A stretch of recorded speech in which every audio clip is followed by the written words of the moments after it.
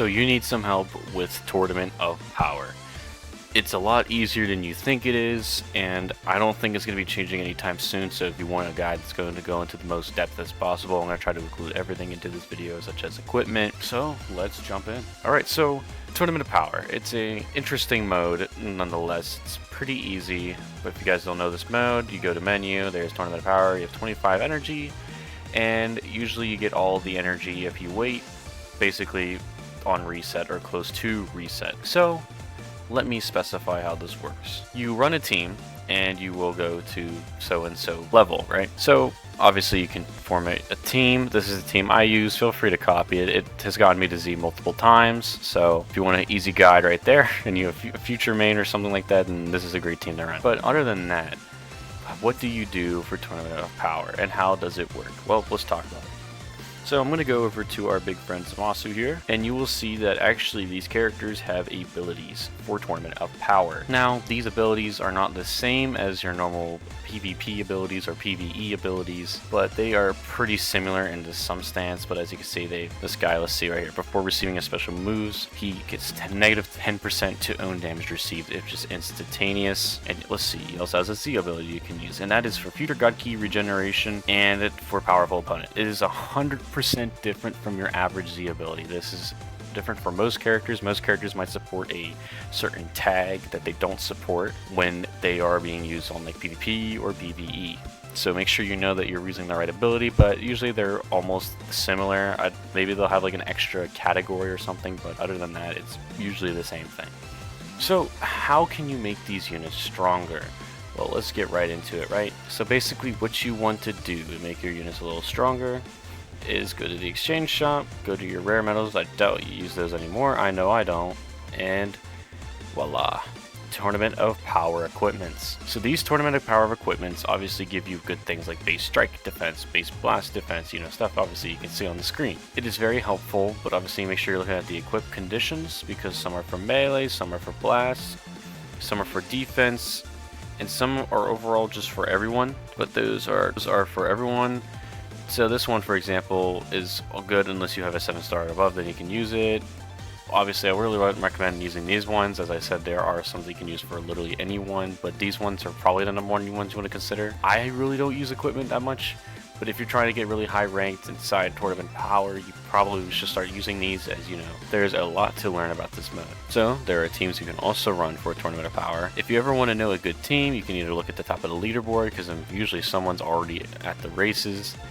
As you can see, this guy is number 1 in my S group right now. It's a bunch of extremes, and they all probably fit well together because of the Z abilities that we were just talking about. So make sure you're looking at that, and maybe overall see what people are running. As you can see, everyone's running a certain set of units, but obviously you can run whatever you feel as long as the units you're running are optimal and will get you to Z rank. It's all about being very optimal and going down the right path and getting to the end, and obviously not dying, because that helps with not losing that win streak. So folks, this is the team here. I really want to give a shout out to r/Dragon Ball Legends on Discord for helping me come up with this team, and it is a perfect example of how to do Tournament of Power most effectively. Now, not everyone here is probably going to be on Z tier, as you probably are aware, but that is besides the point. It's not that, it's also their abilities. For example, this Whis has probably one of the best abilities. See, look at it. Start at the second turn, / activate special action / enemy, inflicts can't attack for 1 turn.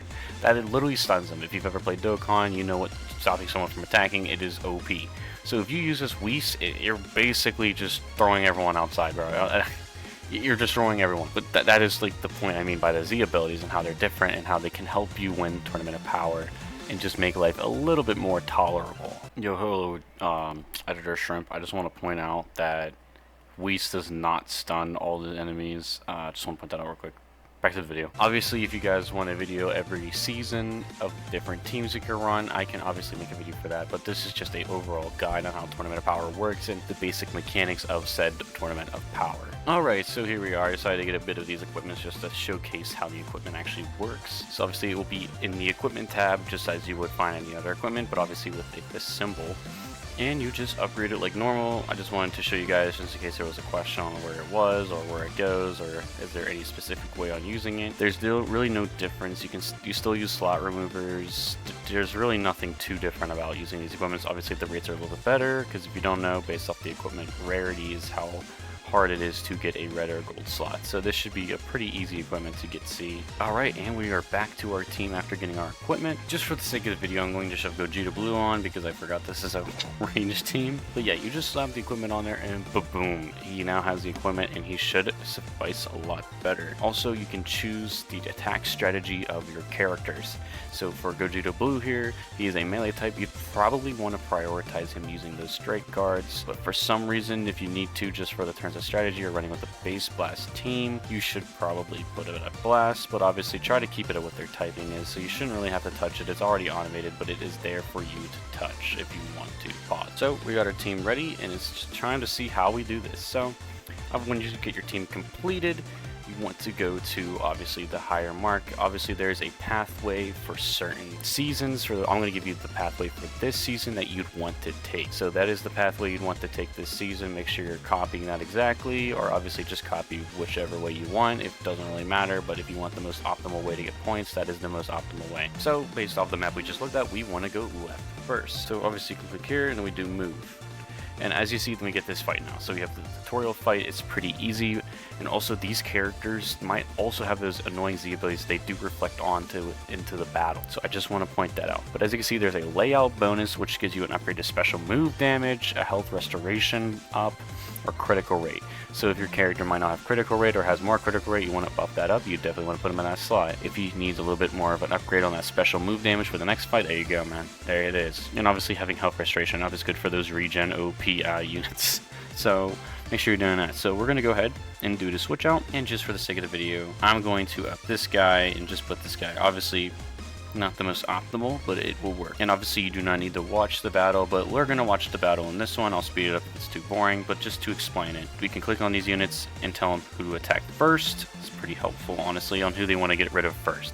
This is very important. I forgot to mention this before I started, but you need to make sure you're attacking the right set of units, because if you're not attacking the right ones, you might lose the battle. Remember that purple Whis? As if you're fighting purple Whis and you don't want him to stun your team, which could obviously make you lose units or lose a lot of health. You should probably prioritize on getting him killed first. So that is just an FYI. And since this is a tutorial battle, I'm just going to hop in, but let's just say for the sake of it, this is our purple Whis, or annoying unit that we should get rid of. Obviously, if you want me to make a specific video on that, I will too. But this is just a general overall guide, so let's move to this space. And no matter what, if we lose, we will still move forward. It doesn't really matter that much for the first fight. It's a tutorial, so. Alright, so there's our buffs activating now. And as you can see, they also get theirs. We get our inflicted damage up. There's the Z ability being activated by Ultra Instinct Goku. We're going to speed it up just a little bit, just so we don't waste our time here. And they have their buffs, and turn 1 will begin. So here we go. They're using their Z abilities. Gotenks will transform. We'll do our little buff here, still the same as usual. And yeah, the fight basically begins. Obviously, you can tap this whenever you feel like it in the middle of battle just to see what has happened to your units. So for example, our health restoration went down due to Trunks, and sustained damage went up because of Cell. So this is good information that you maybe want to be curious about. And what did we do to these units? There you go, it's the same thing on the other side, and obviously Cell's dead. So pretty helpful tip there. But really, other than that, it's just a automated system that obviously prioritizes units. And just, they're going to fight now. They're going to take damage, which obviously is the thing. They're going to do our second turn. And they should all be stunned now to this turn 2 for Whis, by the way. As you can see, that fight off that green card he just popped. No one can attack for this whole entire turn. Except for, I guess, Cell. Okay. I scratched it out. I thought it was everyone. I guess it's just Trunks, which is still helpful, nonetheless. So let's get to the end here. And we made it to the end of the battle. Okay, well, going back into it, I apologize. There was a data download. So, yeah, obviously you can play the battle to see how it went. Obviously, Usually you shouldn't have to touch it, but I just wanted to show you how all the Z abilities are affected. Obviously, I apologize for being wrong about Whis. I, once again, apologize for trying to teach you guys.